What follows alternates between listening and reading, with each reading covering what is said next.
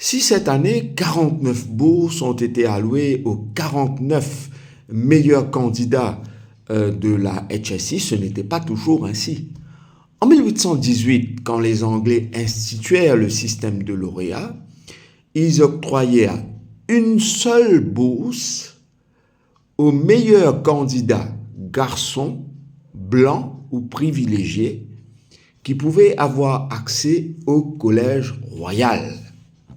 Le Collège royal, qui était connu avant 1817 comme le lycée colonial, rebaptisé Collège royal en 1817, les Anglais ont décidé d'octroyer cette bourse pour pouvoir former les décideurs de ce pays qu'ils avaient nouvellement conquis. Je vous rappelle qu'en 1810, les Anglais avaient pris l'île des Français, de donner cette bourse pour pouvoir former les décideurs en Angleterre afin qu'au retour au pays, qu'ils soient médecins ou hauts fonctionnaires d'État, ils allaient penser comme les Anglais puisqu'ils allaient être formés en Angleterre. Donc déjà au départ, les gens de couleur, eux, ils n'avaient pas leur place. Et ce n'est qu'en 1832 que les gens de couleur ont pu avoir accès au Collège royal qui se trouvait à ce moment-là, là où se trouve maintenant l'hôpital Jitu.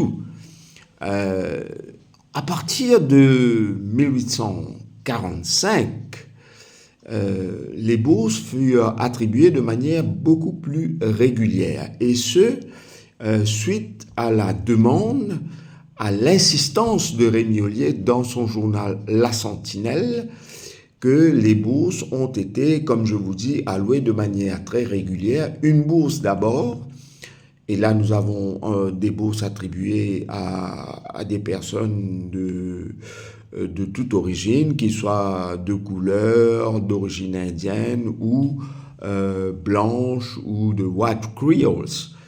Et à partir des années 1850, là, c'est deux bourses qui seront attribuées et toujours à travers le journal La Sentinelle, mais là, Ollier était déjà décédé à cette époque-là.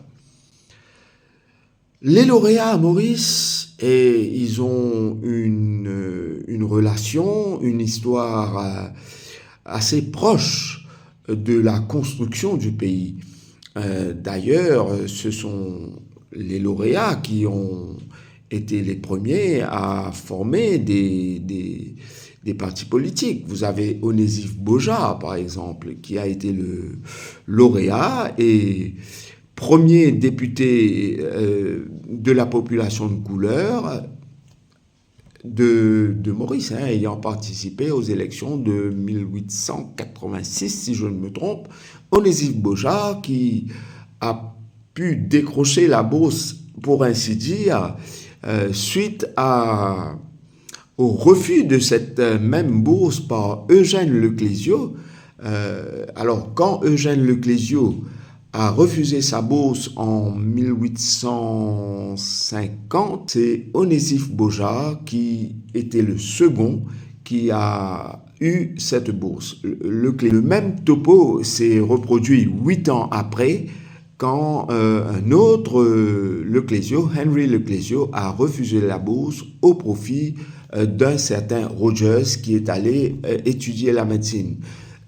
Aujourd'hui, est-ce que vous vous imaginez une personne refuser sa bourse? Ça, ce sont des petites anecdotes à propos du système de lauréats et des lauréats. D'ailleurs, je vous parle de politique. D'ailleurs, le docteur Maurice Curé, qui a été le fondateur du Parti travailliste, il était lauréat aussi. Le docteur Eugène Laurent était aussi lauréat et lui aussi, il était un politicien de l'époque. Il a fallu attendre 1944 pour que d'autres collèges que le Collège royal puissent eux aussi aligner leurs élèves pour lauréats. Et des élèves de collèges confessionnels et d'autres collèges qui ont eu accès à ce concours. Et grande première, les filles également ont pu, elles aussi, avoir une bourse. Une bourse fut allouée aux filles d'abord et 2 bourses aux garçons.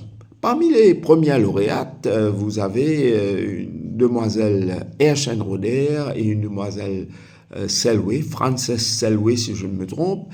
Elles étaient toutes deux élèves du collège Lorette de Cœurpip.